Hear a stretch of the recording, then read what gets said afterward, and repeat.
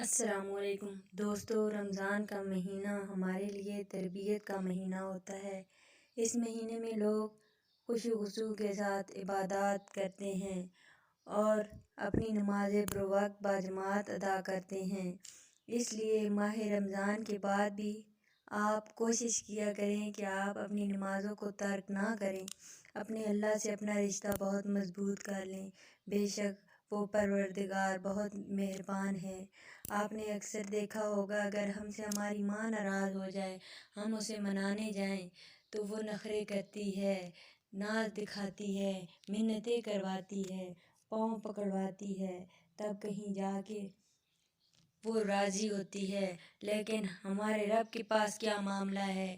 ہم جب پیدا ہوتے ہیں، پھر جوان ہوتے ہیں، پھر بوڑھے ہو جاتے ہیں۔ جب بوڑھے ہونے کو آتے ہیں تو ہم کہتے ہیں ہم اپنے رب سے رجوع کر لیں، چلو اپنے رب کے پاس جاتے ہیں، رب کو مناتے ہیں۔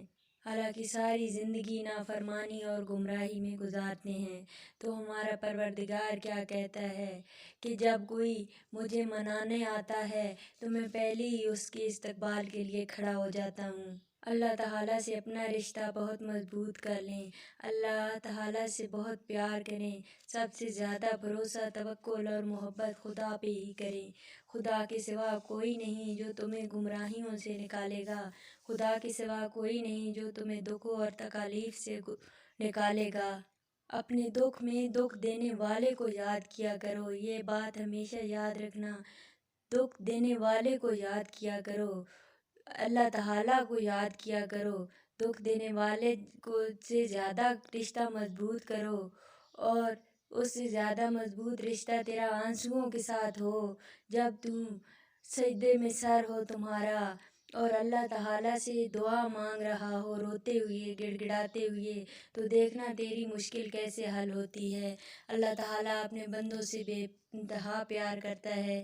ایک شخص نے کہا کہ شام میں ایک بوڑھی عورت ہے جس کے 3 بچے تھے، وہ وہاں پہ دھماکہ ہوا، وہ بچے مر گئے، شہید ہو گئے، اور اس کا شوہر بھی انتقال کر گیا۔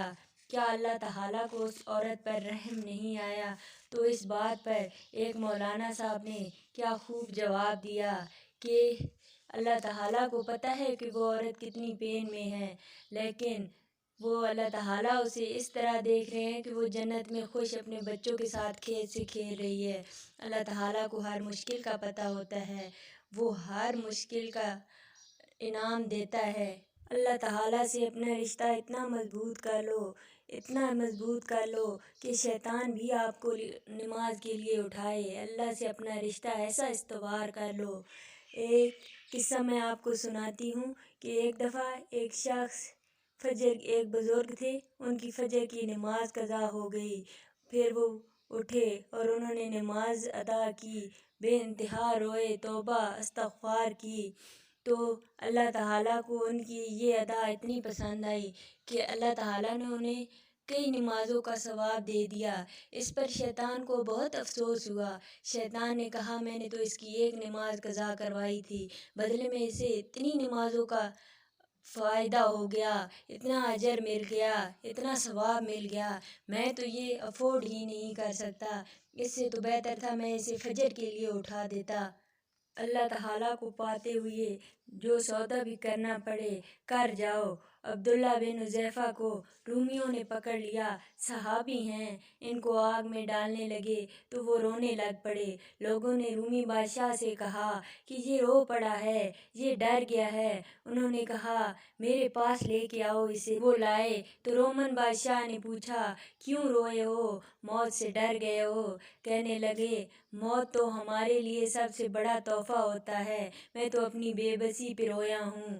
کہا کیا بے بسی ہے تیری کہ میں اس بے بسی پہ رویا ہوں کہ میرے پاس ایک ہی جان ہے، یہ جان آگ میں جلتے ہی جل کر راکھ بن جائے گی۔ کاش میرے جسم پر جتنے بال ہیں میرے پاس اتنی جانیں ہوتی تو میں اپنے رب کے نام پر قربان کرتا تو مجھے موت کا مزہ آتا۔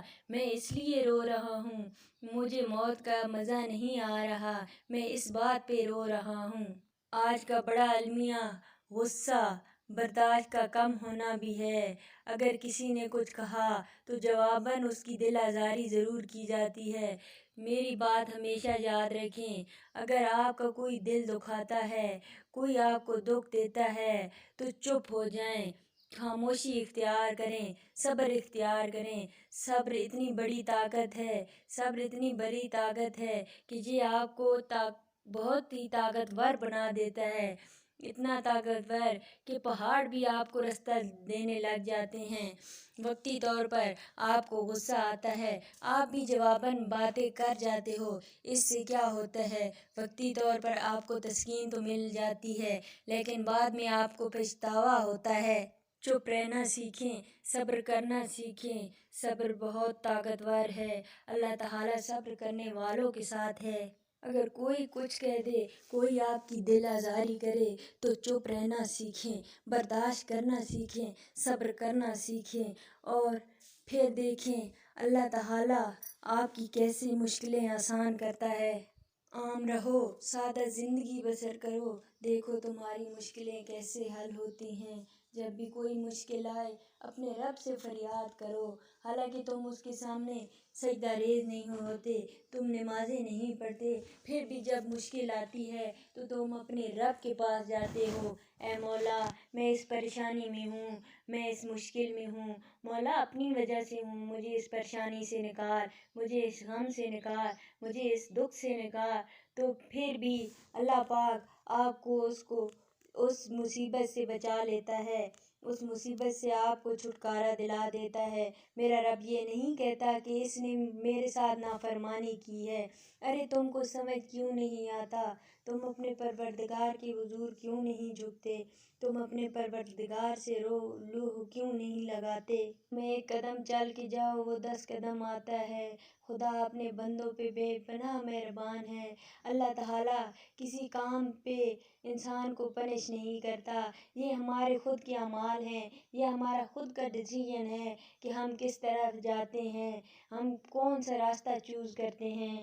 اللہ تو پنش نہیں کرتا، اللہ تو اپنے بندوں سے بہت پیار کرتا ہے، وہ 70 ماؤں سے زیادہ پیار کرتا ہے، 70 ماؤں سے زیادہ پیار کرتا ہے تو آپ خود سوچیں کہ جو 70 ماؤں سے زیادہ پیار کرتا ہے، اگر آپ سے آپ کی ماں ناراض ہو جائے، آپ نے کوئی بہت بڑی غلطی کیوں نہ کی ہو، آپ کو کوئی سزا ہونے جا رہی ہو یا آپ کسی تکلیف میں ہوں، آپ روئیں، آپ گڑ گڑائیں، آپ معافی مانگیں تو وہ ماں اس کا دل پگھل جائے گا، وہ رونا شروع کر دے گی، جیسی بھی اور نافرمان اولاد ہوگی وہ اسے گلے سے لگا لے گی۔ تو وہ تو میرا رب ہے، ماں سے 70 گنا زیادہ پیار کرتا ہے، وہ کیسے ہم کو پنش کرے گا، وہ پنش نہیں کرتا، یہ ہمارے خود کے اعمال ہیں، یہ ہمارا خود کا ڈیسیژن ہے۔ اللہ تعالیٰ نے ہمیں شعور دیا ہے، یہ ہماری خود کی ناکامی ہے کہ ہم گناہوں کی طرف جاتے ہیں۔ اللہ تعالیٰ نے ہمیں سوچنے سمجھنے کی صلاحیت دی ہے تو سوچو نا، استعمال کرو نا اپنا ذہن۔ اللہ تعالیٰ تو مہربان ہے، اللہ تعالیٰ تو ہمیں بخشش کے بہانے ڈھونڈتا ہے کہ یہ کوئی ایسا عمل کریں میں نے بخش دوں۔ اللہ بہت مہربان ہے، اے اللہ تو ہم سب کو راہ ہدایت پر چلا، اے مولا کریم ہم سب کو اپنے ماں باپ کا فرمانبردار بنا، مولا کریم ہم پہ رحم فرما، ہمیں راہ ہدایت دے مولا، ہمیں راہ ہدایت دے مولا۔